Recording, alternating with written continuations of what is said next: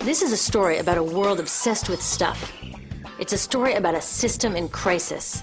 We're trashing the planet, we're trashing each other, and we're not even having fun. The good thing is that when we start to understand the system, we start to see lots of places to step in and turn these problems into solutions.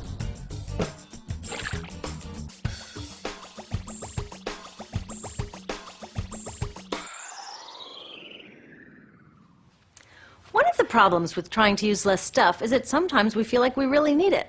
What if you live in a city like, say, Cleveland, and you want a glass of water? Are you going to take your chances and get it from the city tap?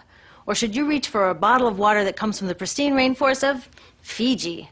Well, Fiji brand water thought the answer to this question was obvious, so they built a whole ad campaign around it. It turned out to be one of the dumbest moves in advertising history. You see, the city of Cleveland didn't like being the butt of Fiji's jokes, so they did some tests, and guess what? These tests showed a glass of Fiji water is lower quality, it loses taste tests against Cleveland tap, and costs thousands of times more. This story is typical of what happens when you test bottled water against tap water. Is it cleaner? Sometimes, sometimes not. In many ways, bottled water is less regulated than tap. Is it tastier? In taste tests across the country, people consistently choose tap over bottled water. These bottled water companies say they're just meeting consumer demand. But who would demand a less sustainable, less tasty, way more expensive product, especially when you can get for almost free in your kitchen? Bottled water costs about 2,000 times more than tap water. Can you imagine paying 2,000 times the price of anything else? How about a $10,000 sandwich? Yet people in the US buy more than 500 million bottles of water every week. That is enough to circle the globe more than 5 times. How did this come to be? Well, it all goes back to how our materials economy works, and one of its key drivers, which is known as manufactured demand. If companies want to keep growing, they have to keep selling more and more stuff. In the 1970s, giant soft drink companies got worried as they saw their growth projections starting to level off. There's only so much soda a person can drink. Plus, it wouldn't be long before people began realizing soda is not that healthy and turned back to, gasp, drinking tap water. Well, the companies found their next big idea in a silly designer product that most people laughed off as a passing yuppie fad. Water is free, people said back then. What will they sell us next? Air?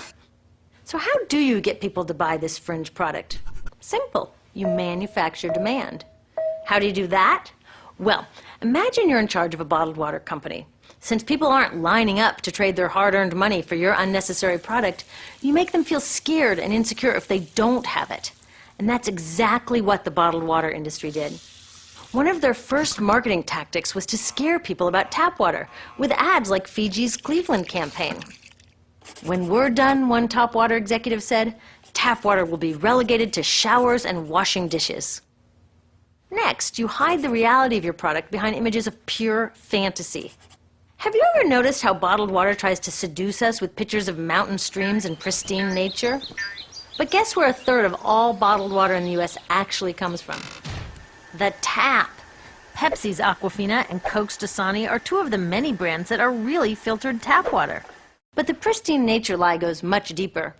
In a recent full-page ad, Nestle said, bottled water is the most environmentally responsible consumer product in the world. What? They are trashing the environment all along the product's life cycle. Exactly how is that environmentally responsible? The problems start here with extraction and production, where oil is used to make water bottles. Each year, making the plastic water bottles used in the US takes enough oil and energy to fuel 1 million cars. All that energy spent to make the bottle, even more to ship it around the planet, and then we drink it in about 2 minutes? That brings us to the big problem at the other end of the life cycle, disposal. What happens to all these bottles when we're done? 80% end up in landfills, where they will sit for thousands of years, or in incinerators, where they are burned, releasing toxic pollution. The rest gets collected for recycling. I was curious about where the plastic bottles that I put in the recycling bins go. I found out that shiploads were being sent to India, so I went there. I will never forget riding over a hill outside Madras, where I came face to face with a mountain of plastic bottles from California. Now, real recycling would turn these bottles back into bottles. But that wasn't what was happening here. Instead, these bottles were slated to be downcycled, which means turning them into lower quality products that would just be chucked later. The parts that couldn't be downcycled were thrown away there, shipped all the way to India just to be dumped in someone else's backyard. If bottled water companies want to use mountains on their labels, it would be more accurate to show one of these mountains of plastic waste. Scaring us, seducing us, and misleading us. These strategies are all core parts of manufacturing demand.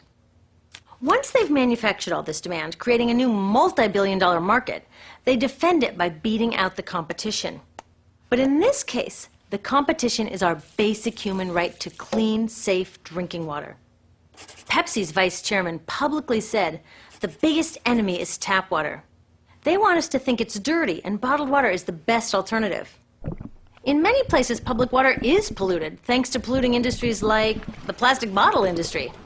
And these bottled water guys are all too happy to offer their expensive solutions, which keep us hooked on their products.